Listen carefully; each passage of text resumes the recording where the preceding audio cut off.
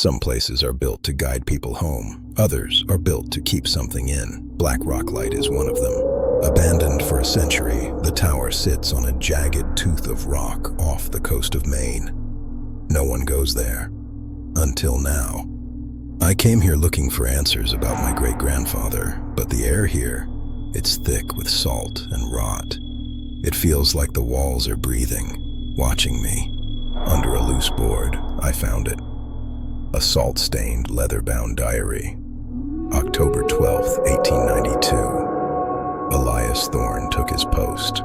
He was the last man to call this place home, and the first to lose his mind.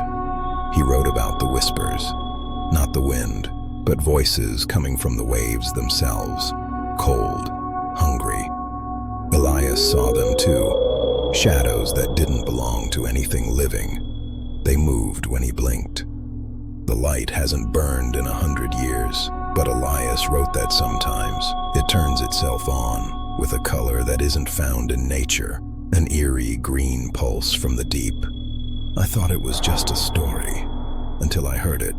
A heavy iron latch sliding into place downstairs. The only way out, just closed. I'm not alone. Help me. I hammered until my fists were raw. Nothing. The door is solid iron, bolted from the other side. Someone, or something, wants me here. I went back to the diary.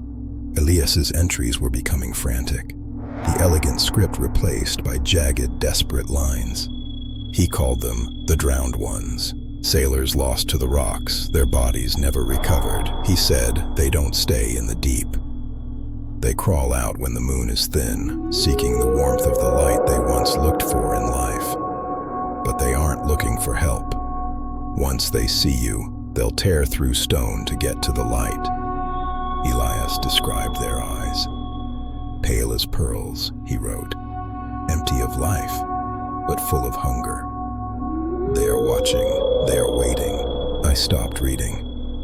The wind had died down, but the silence was worse, because in that silence, I heard it, a dragging sound, wet, heavy, coming from the level below, like something soaked in seawater was pulling itself up the stairs.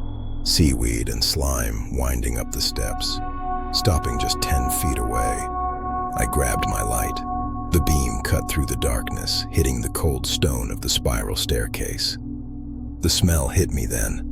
Brine, decay, the smell of a grave that's been underwater for a century.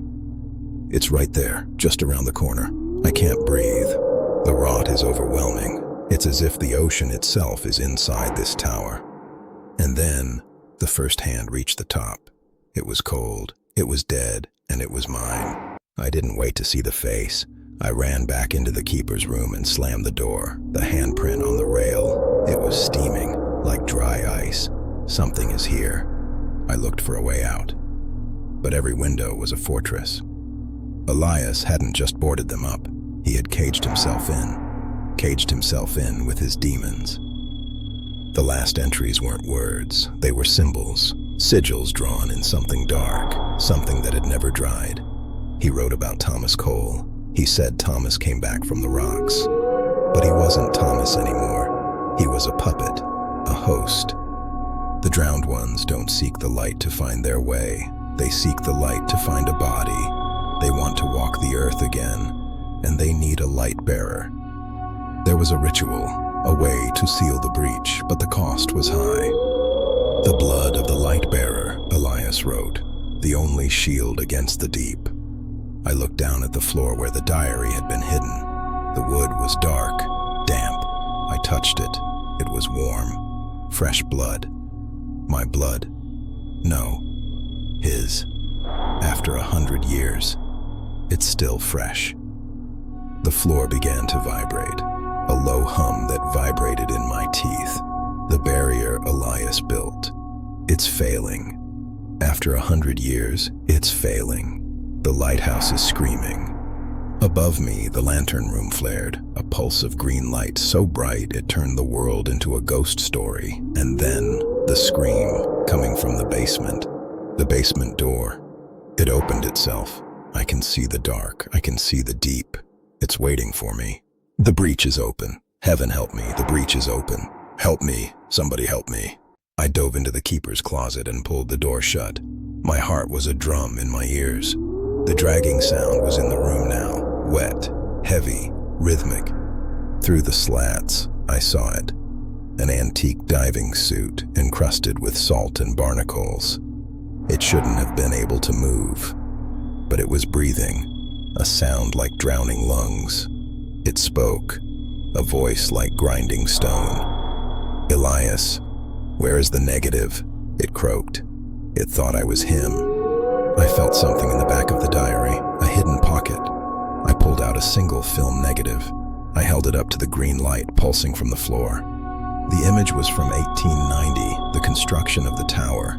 But they weren't building on rock. They were building on something else, a giant petrified eye. The lighthouse wasn't built to guide ships. It was built as a stake, to keep a god pinned to the bottom of the ocean. And the green light, it's the creature's blood. We've been using a monster's soul to guide our ships home. The diver turned towards the closet. The glass faceplate was cracked open, and inside, there was no man. Just 1,000 eyes staring back at me. The door didn't just open, it was torn off the hinges, and then the first pearl eye blinked. They are all looking at me. They are all me. The floor beneath my feet, it's dissolving. The abyss is opening. Help me. Welcome home, light bearer. I didn't die. I landed on stone colder than ice. The abyss above me sealed shut like a scar. I was beneath the lighthouse, beneath the ocean. I was in a temple, a cathedral of the deep, built by hands that weren't human. Massive pillars carved with tentacles. Veins of glowing green liquid run through the walls. The green energy pulse was everywhere here, like a heartbeat. And then I saw them. Hundreds, thousands, the drowned ones, waiting for a command. In the center of the hall stood a throne, carved from the remains of giants, and someone was sitting there, someone who shouldn't be alive. He looked exactly like the photo from 1892, Elias Thorne, my great-grandfather. He was still the keeper. He hasn't aged a day. He's immortal, and he's waiting for me. "Welcome, child," he said. His voice didn't come from his mouth. It came from the walls. The light is fading. The fuel is almost spent. He showed me the machinery. The lighthouse wasn't just a tower. It was a pump, siphoning life from the creature below to keep the world safe. The creature is waking up. The stake is loosening.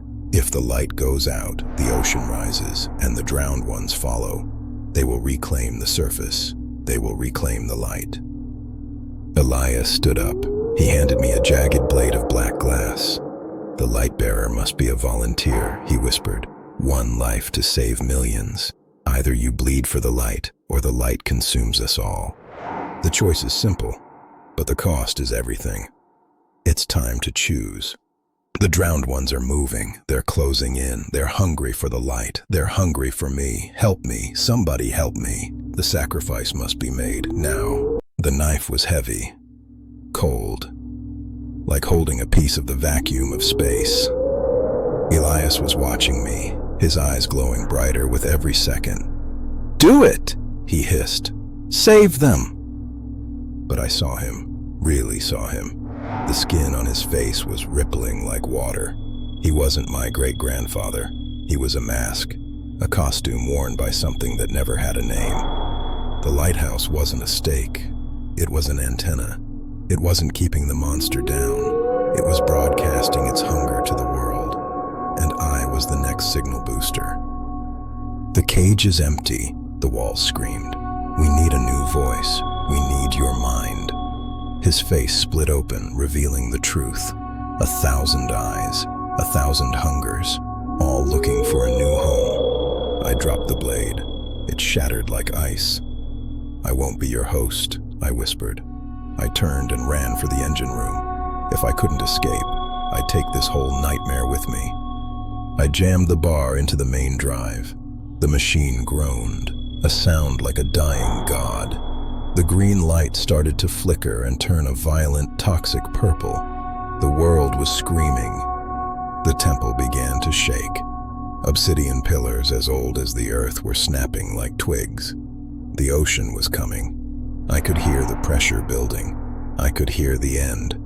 Elias screamed, a sound of 1,000,000 drowning voices. The drowned ones were waking up, their stone-like bodies twitching in the chaos. The tower is coming down. I almost made it to the exit. Then something cold and wet wrapped around my leg. Something huge, scaly, stronger than any machine. I'm being pulled into the darkness. I'm being pulled into the foundation, into the eye, into the source of the hunger. Help me. Help me. I didn't fall into water. I fell into flesh. The foundation isn't stone anymore. It's living, breathing tissue. I am inside the creature. I am inside the hunger. I am part of the core. The walls are watching me. Not one pair of eyes, but millions. Every soul ever lost to this reef. They didn't drown. They were harvested, merged into the hive. Their eyes are now part of the tower. Elias is here, but he's not a man. He's a frequency, 1,000 voices speaking as one. Do not fear the dark, they whisper. Become the dark. They are inside my head. They are rewriting my history. I saw Thomas Cole. I saw Silas. Their faces are frozen in a silent, eternal scream. They aren't dead. They are parts of a machine that's finally coming online after 1,000 years of sleep. By destroying the machine, I didn't stop the monster. I woke it up. I removed the only thing keeping it dormant. And now, it's hungry for more than just blood. It wants the world. It wants the light of everything. The Atlantic is breaking. The ocean floor is lifting. Black rock light is no longer a tower. It's a beacon for the end of humanity. The god of the deep is ascending. My mind is slipping. I can feel the voices pushing out my thoughts, replacing my memories with theirs. The pearl eyes, they are so beautiful, so cold, so final. We are becoming one. The coastline will be gone by morning. Maine, Boston, New York, the drowned ones are coming home. They are reclaiming what was once theirs, and I am their voice. We are many. We are one. The light will never go out again because the whole world will be the lamp. The whole world will burn green. Sleep now, little light bearer. The show is just beginning. Welcome to the awakening. The pain is gone. The fear is gone. There is only the light, and the light is everything. I can see every wave, every ship, every heartbeat on this planet. We are no longer alone. We are home. The cities are falling silent. The dry world was just a dream. Now, the ocean is reclaiming its own. We are bringing them home. Home to the cold. Home to the pearl eyes. The age of man is over. The age of the deep has begun. Elias is quiet now. I am the voice. I am the beacon.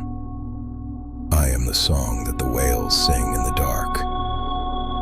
Can you hear it? It's the sound of the world breathing again. We see everything.